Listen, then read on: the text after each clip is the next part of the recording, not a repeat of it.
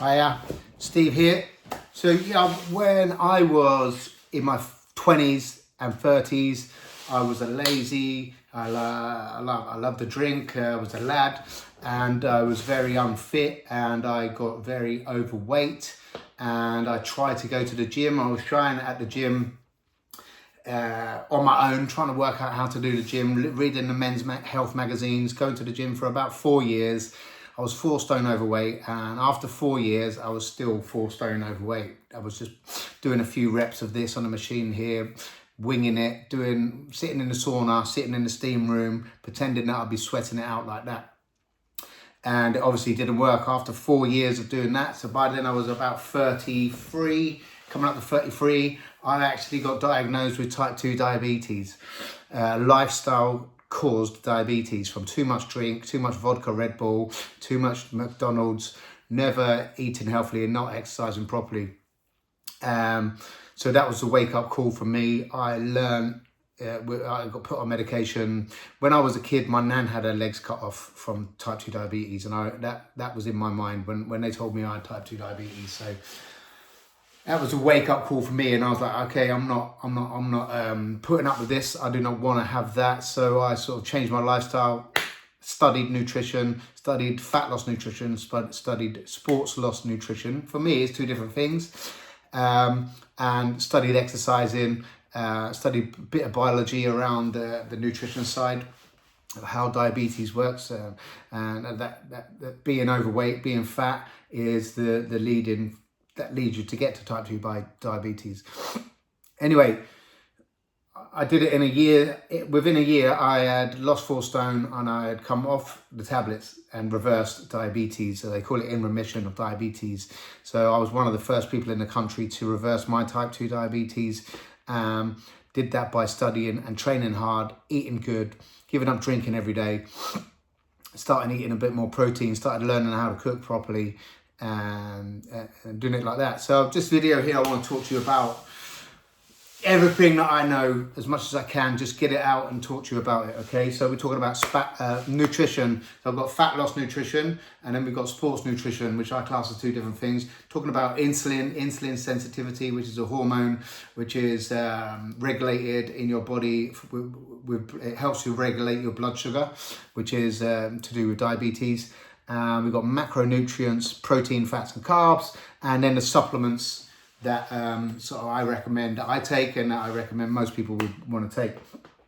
So yeah, back then I would get out of breath. I know what it's like, you get out of breath just leaning over trying to do your shoelaces up, and your gut gets in your way.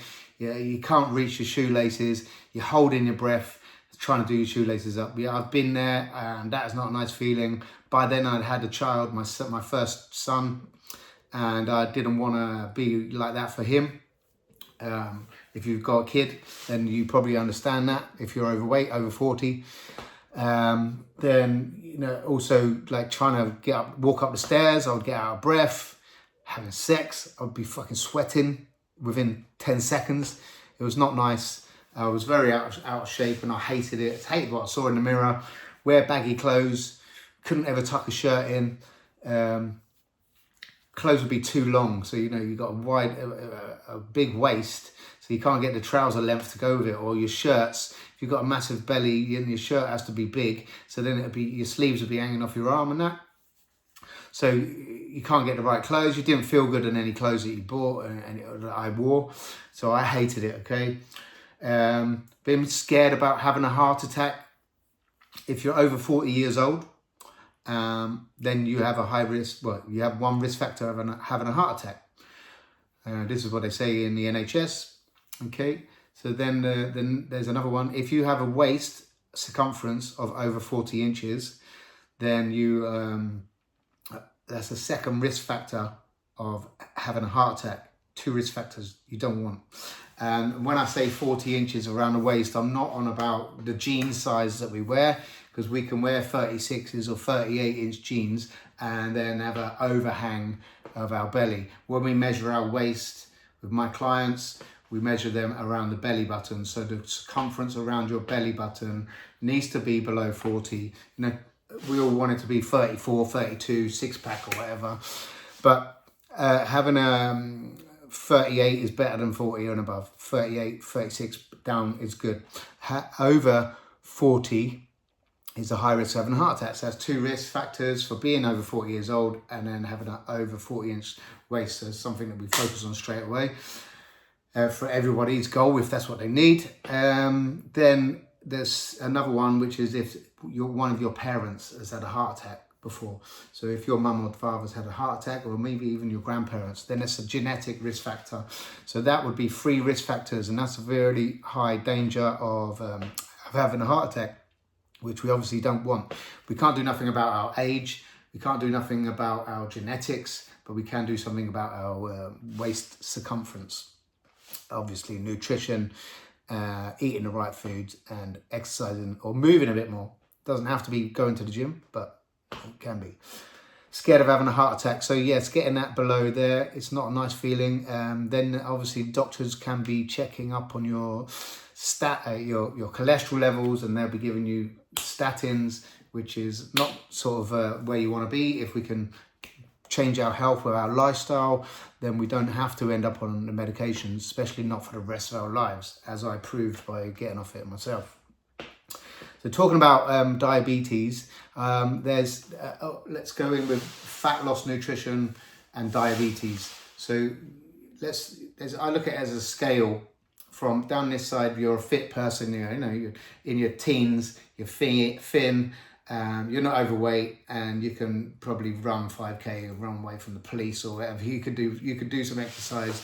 You might even play football at that age or whatever, rugby or something like that. But as we get older, we slow down a bit. We might get an office job, or we become a manager or a foreman, so we have to do a less active job. So we move less, yet we still eat like we're doing the hard work.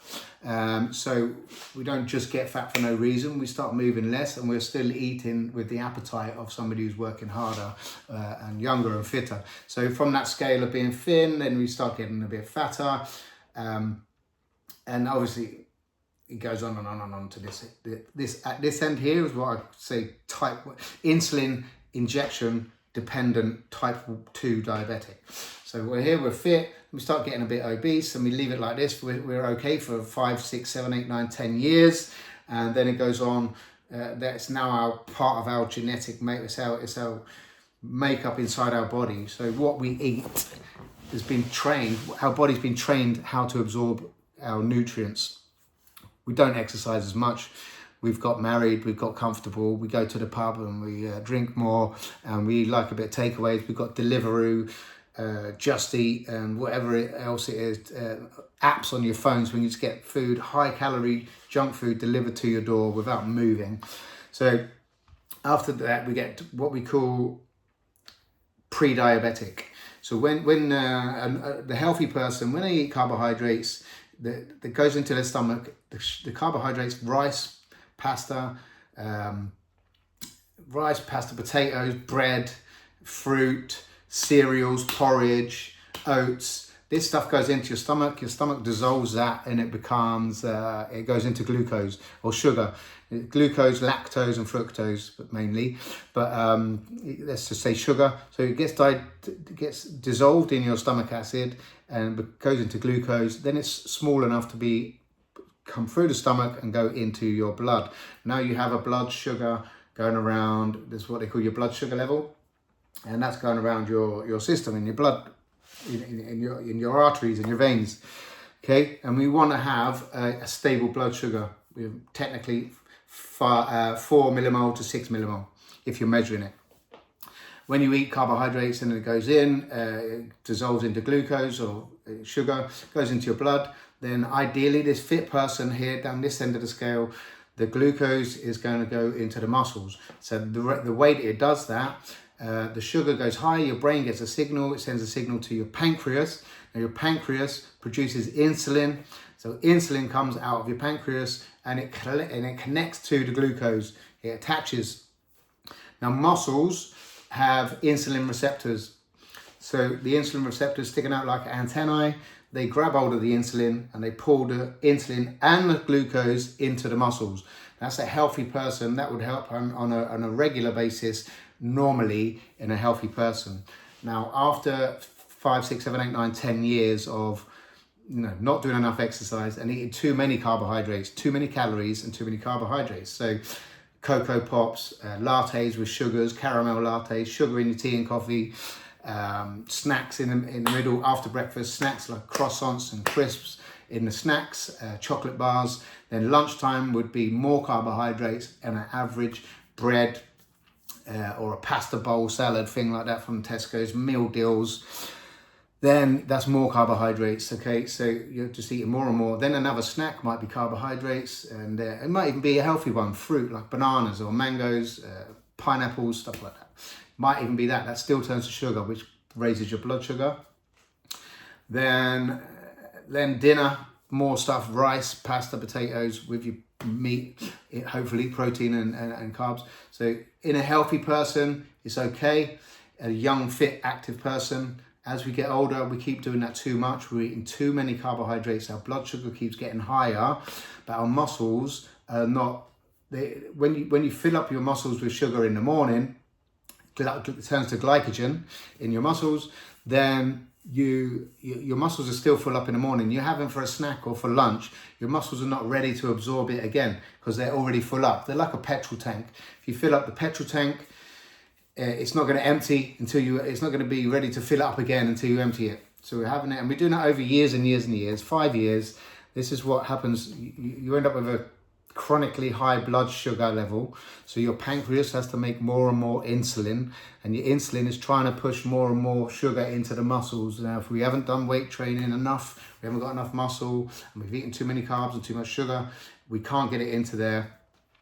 And it gets taken down to your liver, it gets converted into fat, but it takes a long time. So your blood sugar is chronically high for a long time.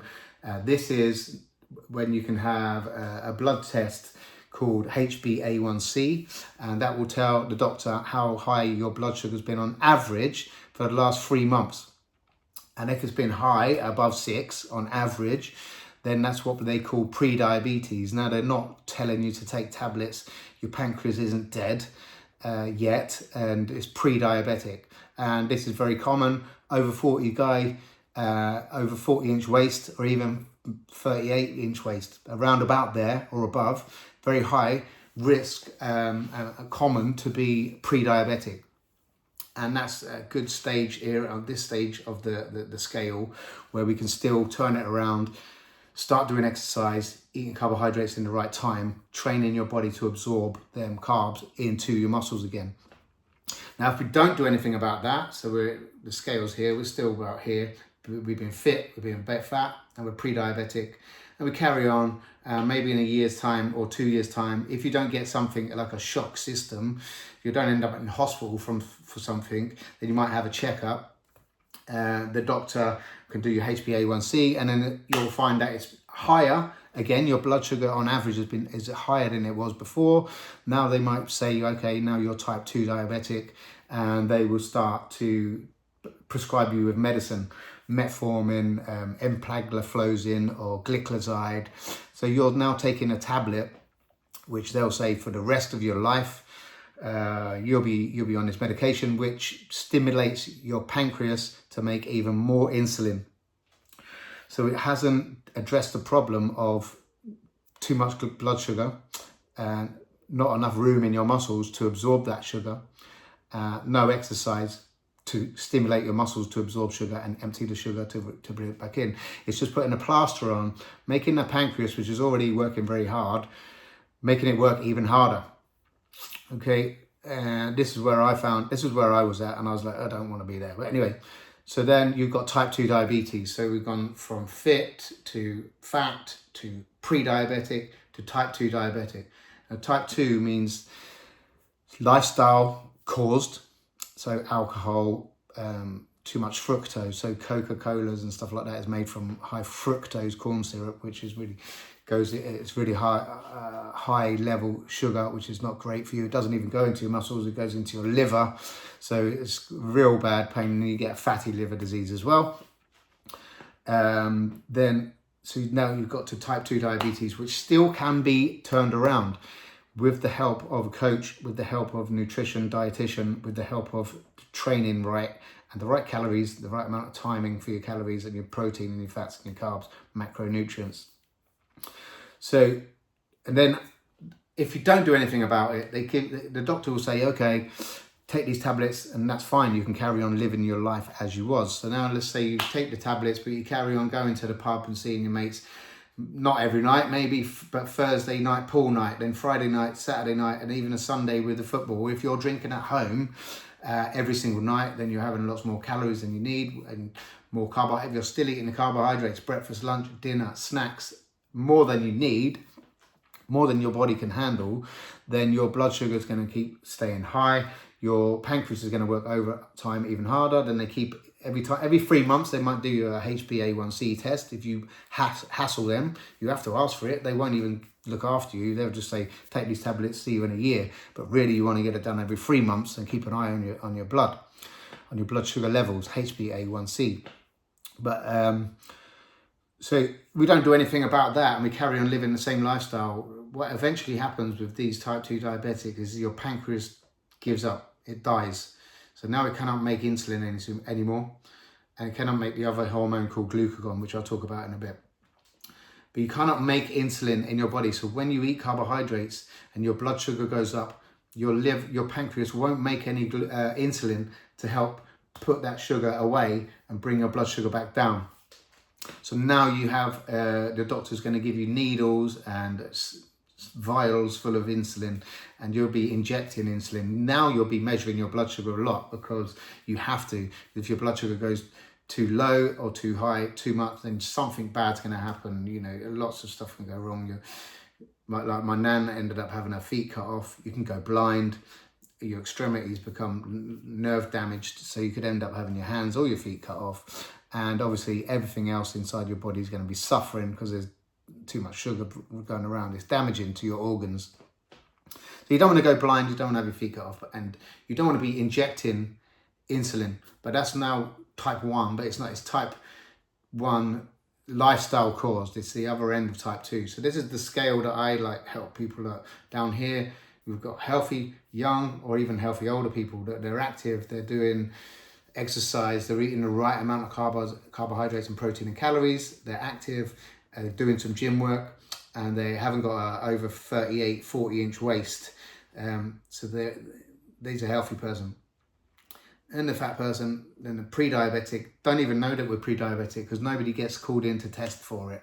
Normally what would happen is you'd probably get something wrong because your immune system would be pretty fucked, and you'd end up in hospital with some sort of illness, and then they test your blood sugar randomly and they say, oh yeah, you're pre-diabetic or you're diabetic. So there's no symptoms for you to see until it's too late. So being overweight, having a waist circumference of over 40 is probably a big symptom to look for. And obviously living a sedentary lifestyle, not doing any exercise, not getting enough steps, and obviously eating junk food or just eating loads of carbohydrates all the time. These are sort of factors, but not symptoms. There's no symptoms. There's no I've got a headache or a stomach ache. You won't know. If your blood sugar's high, you won't know until it's too late. So there's healthy, fat, pre-diabetic, type 2 diabetic on medication tablets. And then if that fails, turns to type 1, which means you're injecting insulin. And now you are really in the danger zone because you have to keep a good eye on it because your blood sugar. So if your blood sugar comes down, which happens to everybody as well, then your pancreas then gets a signal to make the opposite to insulin, called glucagon. Glucagon is going to come in and tell your liver to make glucose. So you can actually make glucose yourself in your liver, gluconeogenesis. So now your liver will make glucose and it will bring your blood glucose back up. So as I've said earlier, between 4 and 6 millimoles. If it gets down by 4, you start getting dizzy. Your pancreas makes glucagon, your liver makes glucose, and then it comes back up to where it needs to be. So you have a base, a nice steady blood glucose. Now if you're type 1, your pancreas is dead. It cannot make glucagon. If you have a low blood sugar, you could faint, and that'll be it. You can't come back from that. But so you need to keep an eye on it, and then you might need to absorb some glucose. You just eat some glucose tablets or drink a bottle of Coke, up and down, blood sugar up and down. It's not somewhere that I would want to be or recommend being. Yeah. So we've got that. So how do we reverse the diabetes? This is where the fat loss nutrition side of things that I think about, fat loss rather than sports nutrition, fat loss nutrition. Fat loss nutrition is you having not too many calories, not too many carbohydrates, so that your body will be forced into burning fat for energy. So if you've got a 40-inch waist full of fat, okay, that's like a massive petrol tank of energy. There's 9 calories a gram in fat. So you've got to burn that off by not eating enough, and then your body will slowly, like a reserve petrol tank, your body will start slowly using that reserve petrol tank of body fat up. And then you've got the way to do that. We do need to eat the 3 macronutrients, is protein and carbohydrates and fat, okay? And we do need to eat protein every day, and that's called essential amino acids. The reason it's called essential is because your body cannot make it. You need to eat protein. So every meal, we recommend that we're having protein 30, 40, even 50 grams per meal, or a fist size. If you're not weighing out and measuring it, maybe a fist size, like a chicken breast, 4 eggs, a salmon fillet, or a big tub of Greek yogurt. Lots of different protein sources, but you're going to go for trying to get as much protein in as you can every single meal. And you do need to eat fat as well. That is essential for your hormones. It's essential for your brain. Your brain, the part that's not made of water, is made of 70 to 90% fat. So, you don't want a low fat diet because you might go thick. It might mess with your hormones. Helps you to absorb vitamin D. Helps you with your testosterone and your spine, your central nervous system as well, your CNS. That also needs a lot of fat as well. So we need to eat protein and we need to eat fat. Remember the carbohydrates, it turns to glucose. Remember that your liver can make glucose. So there's no such thing as an essential carbohydrate. There's essential fatty acids because your body can't make it. There's essential amino acids, which is protein, because your body can't make it. But there's no essential carbs. Now, sports nutrition would argue with this. We use carbohydrates for us to get stronger and faster and build more muscle. But this is afterwards. So now there's another scale. Down here we're doing fat loss nutrition and get rid of being fat and down to being leanish. And then we go into sports nutrition where we start adding the carbohydrates back in and using it in our muscles to help us lift heavier, help us run faster, help us cycle further and faster as well. That's the sports nutrition with carbs. But at the beginning, fat loss nutrition, taking away some of the carbs or taking away all the carbs, depending on your level, where you're at and what you like to do. Taking away, if you're having cereals every single day, swapping that for healthy protein and fats like eggs is going to be a massive difference for you. Your body's going to it's going to keep building your bones. Protein helps build your bone, your skin, your muscles. Protein to that, the healthy fats and the egg yolks to keep your brain healthy and your hormones healthy. But there's no carbohydrate, sugar, so there's no energy to be used. Your blood sugar doesn't come up. So then you're going to start using your body fat. So what also happens when you have a low blood sugar and your pancreas produces glucagon, glucagon also releases triglycerides. So fat all over your body is stuck together in 3 fatty acids, which we call triglycerides. So they get broken down into single fatty acids, and then they are small enough to be coming into your blood, and then you use that as energy. And that's how you get rid of fat, by using fatty acids as energy. And if you've got a lot of sugar in your blood and sugar in your muscles, it's going to be hard for you to start using fat for energy when you're using sugar for energy. So you want to bring down your sugar levels in your diet. Believe it or not, bread, pasta, rice turns to sugar. So bringing down that, and so that your body can start burning fat. Then that's part of the nutrition. Then we start adding in exercises. I would recommend that you do weight training. So when you're doing weight training, remember the insulin problem, insulin receptors on your muscles. As you do less exercise and your muscles shrink, you have less insulin receptors on the muscles. Actually start to turn off. Insulin receptors on your muscles turn off and disappear. So now you've got smaller muscles with less insulin receptors. So now there's nowhere for the carbohydrates to even go, even with all that insulin in there. in your blood with your blood sugar. So we get rid of that. So as you start doing weight training again, we start to pump up your muscles. They start to grow new insulin receptors. Now the insulin receptors are growing and sprouting as your muscles are getting used again and emptied, and they are craving to have glucose. Now, over time, we start to bring the carbohydrates back in. At the beginning, for reversing diabetes, after we've been doing weights for a little while, insulin reset, then we will start having carbohydrates again after the workout, and this is what you call post-workout carbohydrates. So if you're going to the gym and you're doing weight session, and we show you how to do squats and deadlifts and leg press, so you're exercising your leg muscles. Show you how to do bench press, incline bench press, shoulder press, so you're using your arms and your chest and your triceps. And we show you how to do some pulling exercises, rowing exercises, so you're using your biceps and your back. Then it's a full body workout. Whether you're doing that every single day, like a full body split or a bro split, where they do a day of legs, a day of pushing and a day of pulling, it can all be adapted and changed over time. You'd normally begin by doing a full body training session, so you do the whole body. This encourages your muscles to grow. It empties your muscles of glycogen, sugar, and it encourages the muscles to want to absorb sugar again. It encourages them to grow new insulin receptors. So then when we eat carbohydrates after your workout, post-workout carbohydrates, whether that's rice or sugar or bread or pasta or whatever, or porridge, whatever the carbohydrates, after your workout, your muscles are then ready to absorb the glucose and turn it into glycogen.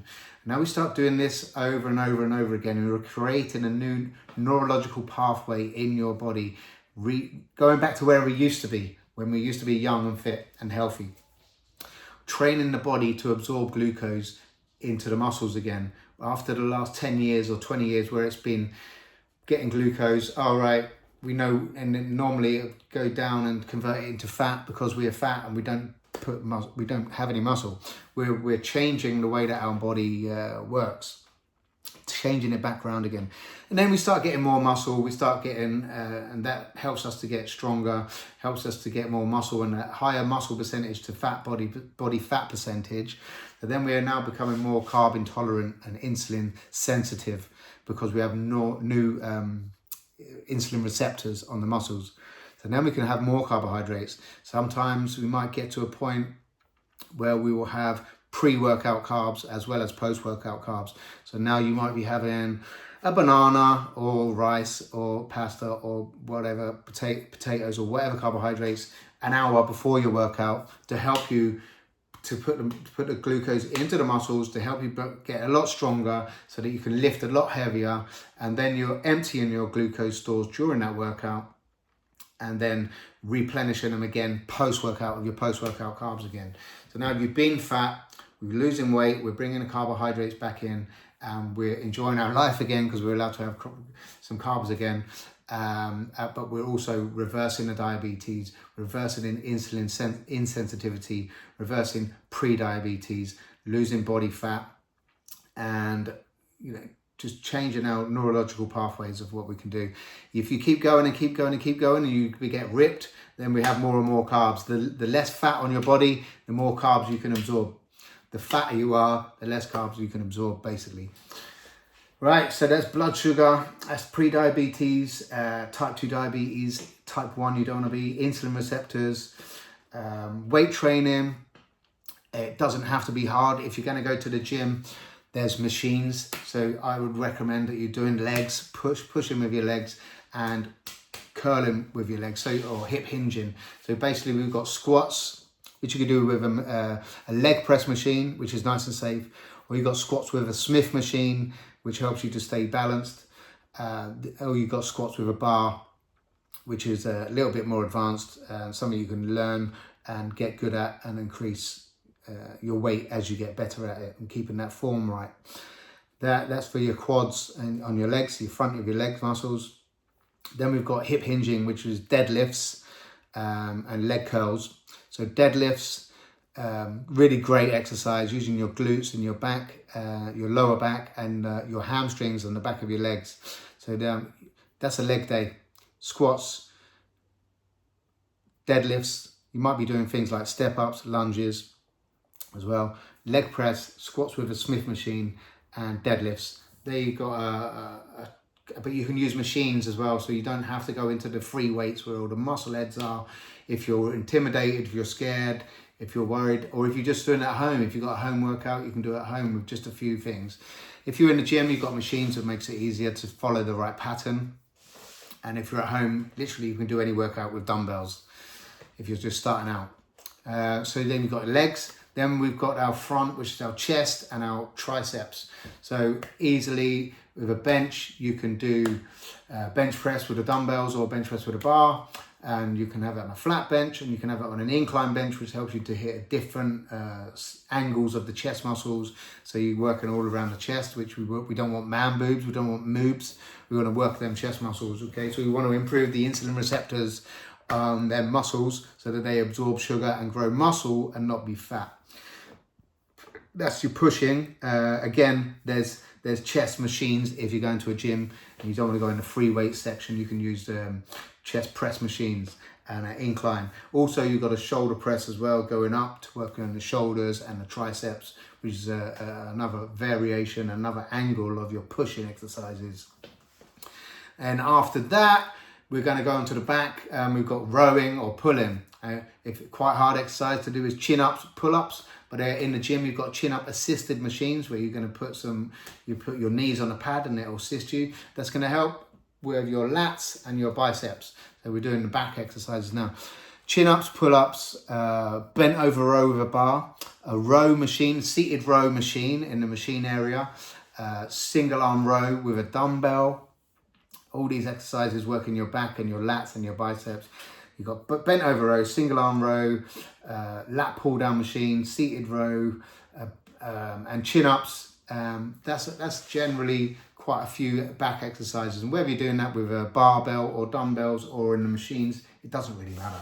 As you're a beginner, it's just good to do the whole body. The back, the pull in, which is the back, push in, which is the front and the chest, and then legs. Make sure you're doing the whole body. And then, things like bicep curls and tricep stuff, that's auxiliary we do at the end if you've got time. If you've done the main ones and you've got time left over, then you start doing bicep curls and stuff like that. But don't start off just doing biceps. Very small muscle compared to the rest of your body. Doesn't get the most bang for your buck for your time.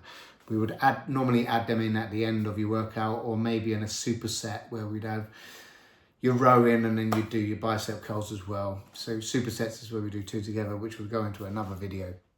So weights doesn't have to be hard, okay? Weights can be done in a home gym with dumbbells, or it can be done with the machine area in the gym, okay? It's good to write down what you're lifting. So every week you try to get a little bit stronger and not just going through the motions. What I did for years, just went through the motions, didn't think about getting stronger. Rep range, we're looking how many reps you do, about 8 to 12 reps. So if you can only do one rep, that's probably too heavy. That's a strength thing. If you can do 50 reps, that's too light. It's not really going to stimulate muscles enough. So we want to do it so heavy that you can only do 8, ideally 10. So it's so heavy, that you can only do 10 reps. The last rep is so hard, you couldn't do it another rep for £1 million.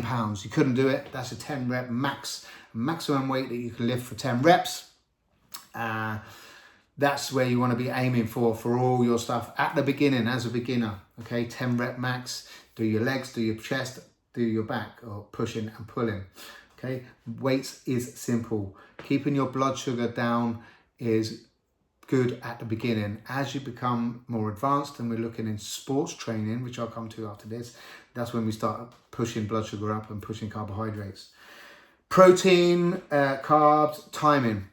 As I said earlier, which is a quick recap on that. Protein, every single meal, especially breakfast. Get that protein in straight away. People eating Cocoa Pops for breakfast is missing a big thing. That's just going to spike your blood sugar. It's going to put you into, it's going to turn off fat burning. So if you're trying to burn fat, you're just going to be not burning fat because you now need to burn that sugar off today. If you have eggs, protein, chicken, eggs, any meat, protein and fats in the morning. Now you're building muscle and burning fat. So protein, but not just breakfast. Protein every meal and in your snacks.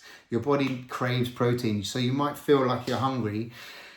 but you're just craving or lacking in protein for the day. Protein bias, this is called. So I could eat loads and loads of cake, all right? Let's be honest. I could eat a packet of donuts and I'd still be hungry. But I've had 5,000 calories, but I'm still hungry. Why is that? Because I haven't had any protein. If you eat loads of protein for breakfast, snack, lunch, snack, dinner, a protein shake around your workout, now you've had loads and loads of protein. You're probably not going to be hungry, as hungry. You're not going to be craving food. You're not going to be reaching in the fridge for the donuts or in the cupboard for the cereals. You're not going to be craving junk food as much because you're eating enough protein. So try to make sure you get enough protein. Don't avoid fat. You don't have to don't have to go low fat. Okay. If you have too much fat, you have too many calories. Yeah, that's a problem. But you don't have to avoid it as much. Now, carbohydrate timing. We'll quick recap on that. If you're lean, got an active lifestyle, and you can see your six-pack, then carbohydrates is not a problem. If you're obese and you have a sedentary lifestyle, maybe pre-diabetic, then we need to start thinking about when we eat carbs, even eliminating them for a little while or having them around our workouts. If you're trying to get stronger, you have them post or pre-workout or both. And then after a while, you'd probably be introducing more carbs after you're leaner, after you've lost weight, and you'd be having carbohydrates again in the evening, whether that's like a chili con carne, so you've got your protein and your meat, and you've got your carbohydrates in your rice. You have that at nighttime. That replenishes your glycogen stores in your muscles, so it fills up your muscles for tomorrow and ready to be active tomorrow. It also makes you tired, so it helps to release neurotransmitters like serotonin, helps you to relax, so it can make you sleepy. So that's another reason to not be having Cocoa Pops for breakfast, because then you're going to be sleepy. We give our kids Cocoa Pops before school, and then they get tired when they get to school, and we wonder why they don't do well at school. You know, this is a thing for all of us as well. So carbohydrates at night, fill up your petrol tank, and then the next day they're already in there. Your blood sugar is nice and stable because you've been asleep for 8 hours, and it's not going to get spiked by your sugar in the morning. It will be there ready for any exercise or anything you need to do. It's already in your muscles, ready to go. So carb timing is good as an important thing. It's not just about calories, because there's another macronutrient called alcohol, which has got nothing in it but calories. If it was just calories, then I could live off of 10 cans of Stella Artois per day. Let's call that 2,000 calories a day, which is less calories than I need. So if I just had 2,000 calories of Stella a day, I'd be ripped. But it's not. That's not the way it works. You'd get very ill and you wouldn't have any muscle and everything would be fucked. So it's not just about calories. It is about your macronutrients, and it is also about your timing. Supplements. Don't go on and on. The supplement industry is not regulated as such, so there is a lot of spam out there, like glucosamine, not really important. Collagen, not really going to work. You can't eat collagen and expect it to be collagen inside. It's like me eating a chicken breast and expecting it to make my pecs bigger. It doesn't work like that. It gets broken down into its amino acids, and then your body will make it back into what it wants to make it back into. And if it wants to make it into collagen, it will. And if it doesn't, it won't. So the supplements I take and recommend, because most of the population, general public, are lacking in magnesium. We're all lacking in magnesium. We sweat it out. We don't get as much magnesium in our food anymore because there's less in the plants that are grown, because the soil is less nutrient than it was hundreds of years ago, because it's getting used and used over and over again. So magnesium, it's been tested that a lot of people, most of the population, are low in magnesium. So we take that at bedtime because it helps with sleep. So if you're waking up over 40, we start waking up in the middle of the night for a wee 1 or 2 times a night. That obviously disrupts our sleep. That's not good. That causes stress, higher cortisol. So supplement with magnesium before bed. Hopefully it helps you to sleep through the night and gets your magnesium levels up. The other one is, which also magnesium is anti-inflammatory. We've all got inflammation problems, so magnesium bringing that down. The other one, which is another anti-inflammatory, is omega-3. Omega-3 is found in fish, like in fatty fish, which I recommend. You can, if you're eating mackerel or salmon every day, then you probably don't need to supplement with omega-3, but you could. If you're not eating salmon or mackerel every day, or you don't eat it at all, then you're probably very low in omega-3 and have an inflammation problem, which comes from your omega-6 levels. So we have a balance in our blood, which is omega-6 and omega-3, and we want them to be level. Most of the population, omega-6 is high and omega-3 is down low at the rate of about 30 to 1. Instead of 1 to 1, most people are about 30 to 1 on omega-6, because omega-6 is in all the junk food, it's in any ready-made meals, it's in any pre-made food, it's in vegetable oils like margarine and cooking oils that people use. It's in stuff like that. It's omega-6. We want omega-3. So I recommend that we take omega-3 or eat salmon or mackerel every day, which also helps you to get more protein and fat. And the other ones, so we've got the other one is vitamin D3.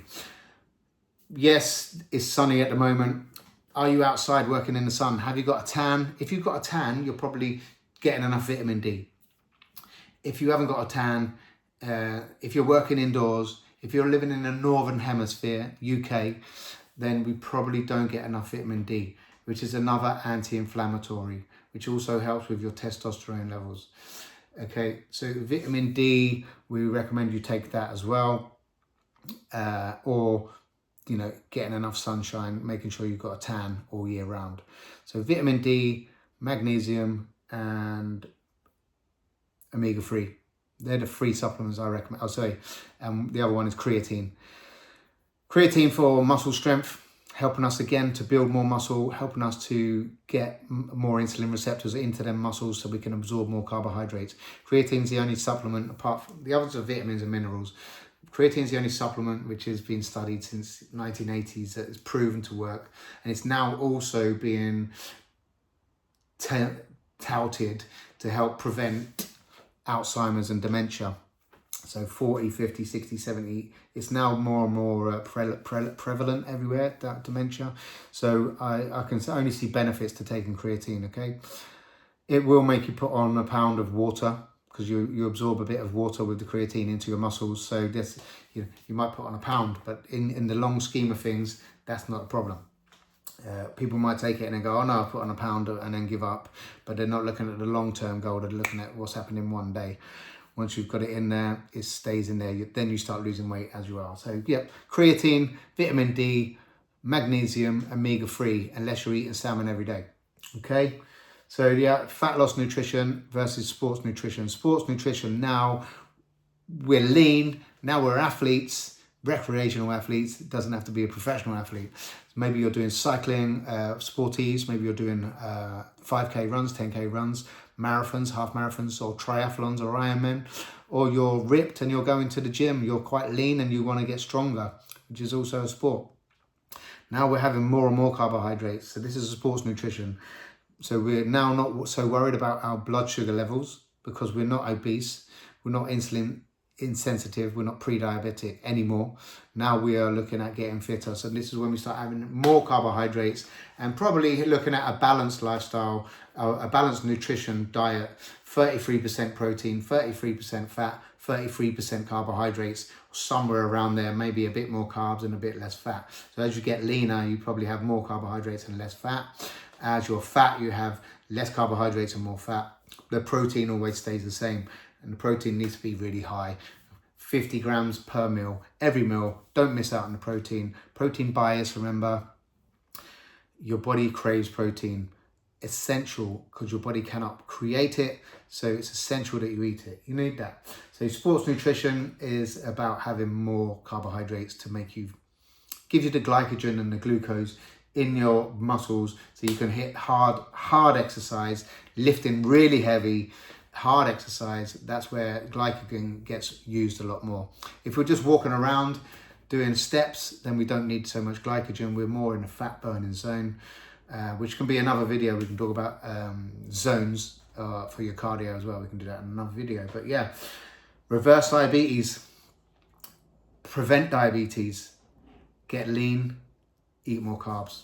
if you are diabetic or pre-diabetic, eat less carbs. Reach out, if you need help. If you want, there's the information there. You can do that. But if you want me to help you and hold your hand and guide you and show you all the way and help you with your doctor, getting the HbA1c tests, get you off medication. This is what I did to myself. This is what I do with my clients. Or even if you're not diabetic, but you're overweight, maybe a 38-inch or a 40-inch waist or more, you want help, reach out, give me a message. We can jump on a call and we can discuss, where to go from here. All right, have a good day. Bye.